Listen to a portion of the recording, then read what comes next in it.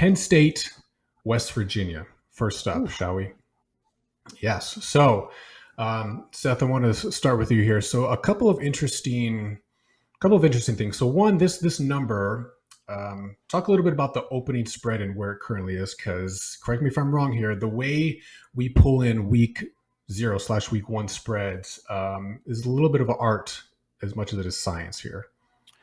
Yeah, you mean like forecasting it? Yeah, so for forecasting week Correct. one, you're using all of the previous season's data, and then you're doing a basically adjustment on, returning production, returning offensive and defensive coordinator, head coach tenure, returning quarterback, all of these kind of updated ideas of who the new roster is, as well as then an updated talent number.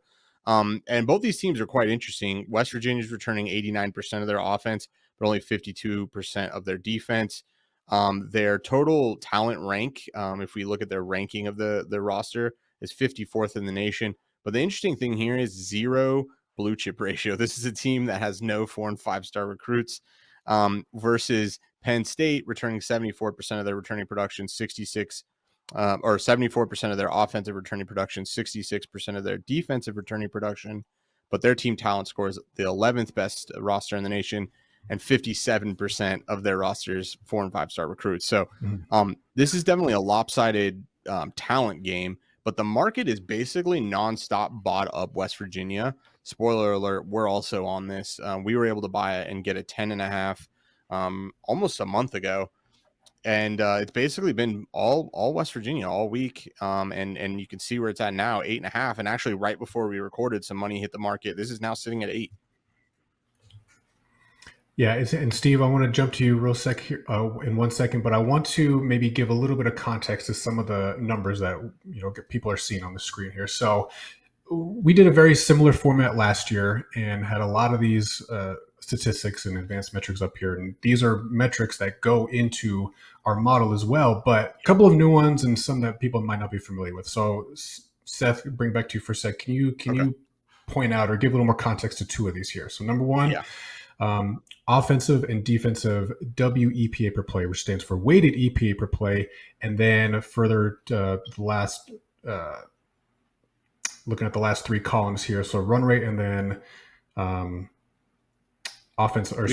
over to that, but run rate and then echo rate over expected. If you could just touch on those, please. Yeah, so weighted EPA is very similar to an EPA per play, but what we're looking at is what types of plays should be upweighted and downweighted.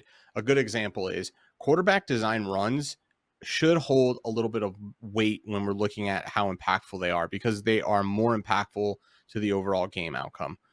Things that should be downweighted are things like penalties and specific types of plays. Don't want to give away too much of the magic, but there is an algorithmic approach to how you generate weighted EPA, but it's an EPA-based model. And then echo rate, again, is a drive level statistic that tells us how well teams are driving. So basically, an echo is defined as achieving a drive that gets to 40 yard line or better, or results in a touchdown. And you can see that when we have an echo rate over expected, we're looking at what would an average team done on that drive and what did that team do. And you can see West Virginia's offense is, good in weighted EPA, but also echo rate over expected. And then something that we think is really crucial is what do teams do on early downs? How successful are they on early downs? Because how successful you are on early downs is a leading indicator on how successful you're going to be in the game, right? If you're throwing a lot on first down, this is something you want to see, but we ultimately want to see how successful are you, in first and second down. Okay. Appreciate that. Yeah, I just want to make sure people aren't looking at this and saying, what the hell am I looking at? So thank you. These are highly Steve, highly statistically significant variables. We have these free on our website. You don't gotta pay for it. You can go and get these for every single team. If you're not already using these statistics, I highly recommend you do them, or you start using them. They will help you win a lot of games. Yeah. All right, Steve, let me get you in here for a sec here. All right, so again, West Virginia, West Virginia, Penn State.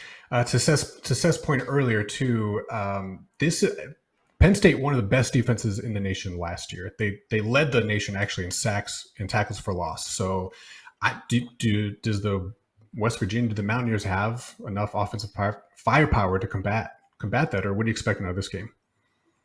Yeah, I mean, let me take a step back here because when I first saw this, I was definitely scared. I'm not gonna lie to you. You look at Penn State. Penn State's an elite team. Their biggest flaw is they have to play Michigan and Ohio State every year, right? You go back to the last two seasons, regular season record for Penn State, 10-2, only losses were to Michigan and Ohio State. CFP ranked number 10 last year, number 11 the year before. So you take away one of those losses, this is a team that legitimately could be in the conversation for the CFP, and who knows what happens once you get to that 4-game playoff. So I want to set the record straight that I am not one of these folks on this bandwagon that Penn State is overrated. They're not going to be that great. I think they're going to be an elite team this year. With that being said, I think if you look at the angle of West Virginia, I think what you're looking at is not necessarily Penn State's defense versus West Virginia's offense, but actually the flip.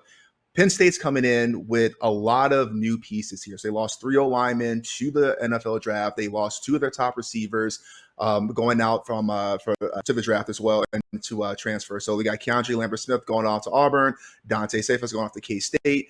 And so what does that look like when you lose your upfront protection as well as your top receiver threats when you have Drew Aller, who's a pure pocket quarterback? He's not going to run you for 100 yards a game. I'll be very interested to see that because West Virginia did come in last year leading the Big 12 in sacks. So that's the dynamic I'm kind of looking for at that point. Now, on the other hand, you do have the new OC, Andy Kotonecki from Kansas, high power offensive team. So can he implement that in Penn State? The last thing I'm looking at is going back to your point about the defense. So Chop Robinson from Penn State, he's now gone to the NFL. Can West Virginia, which is a great running team, pop off some explosive plays with their running back duo? Last year, you had Jaheim White and CJ Dawson Jr. really leading the way with explosive plays and running yards. And you can see here on their offensive way to EPA per play, a lot of that is from the run. So my angle here is defense, keep them into the game. West Virginia's defense, keep them to the game.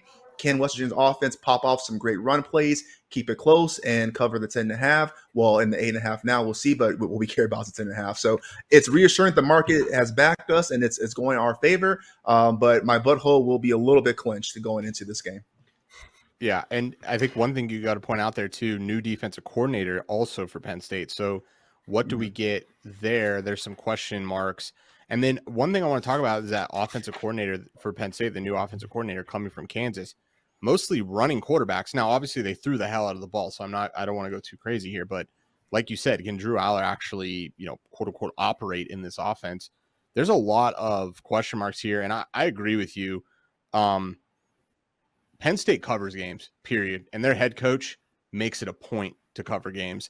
So I think if there's a chance, if we're covering, it's a 7-point game, there's a high probability that late in this game, if Penn State gets a chance to score, even when it's meaningless for the game state, that they will. So I think that's another thing you want to be cognizant of. It'll be interesting to see as we're here on Wednesday, as we get closer to kickoff on Saturday. Does anybody in the market start to buy Penn State? This is getting to 8, and we haven't hit any buys on Penn State. Are we going to see some resistance finally in the marketplace because of those exact reasons where, like, ultimately you're getting a top 10 team? A lot of people, I know Bud Elliott put them in on the college football playoff. I mean, this is supposed to be a team that's going to achieve, a lot this season, and, presumably covering an 8-point spread to West Virginia should be part of that resume. Yeah, I will say real quick to your point about covering spreads, the two coaches that scare me the most in college football is James Franklin and PJ Fleck. Those guys do not give a F about your feelings or your spreads. Yeah. So, well, they care. Yeah, they care about the spread. Like it's no, clear not your spread, their spread. Yeah, their spread. Yeah, they're covering for their alumni, and I think more coaches should approach this. Now, I will point out one caveat: are we in a new age, in a new reality? That's all fine and dandy to do when we're not in a 12-team playoff, when you have to go and play potentially 4 extra games.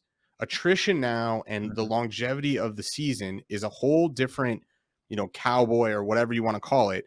We've seen coaches like Dan Lanning, they've been consulting with NFL teams to talk about playing a 17, 18 game schedule, because remember, this is not normal for college football, but as part of the playoff, you're going to be playing potentially multiple additional games. And so do you still do those crazy things? Do you still go for those extra drives? Because it puts your team, one, at risk, but it's just putting wear and tear on your team when you know you got to go 4 extra games. And so maybe there's some reprieve here. I still am very scared like you are, but it is a point here we may be seeing it in the season. And, another thing to think about as far as covers and over-unders, do teams at the top shut it down when they get leads because of these, war of attrition thing that's going to go on? Yeah, interesting angle for sure. We'll see. Let's hope West Virginia gets the ball to end the game and can maybe give a backdoor or something. And we'll see.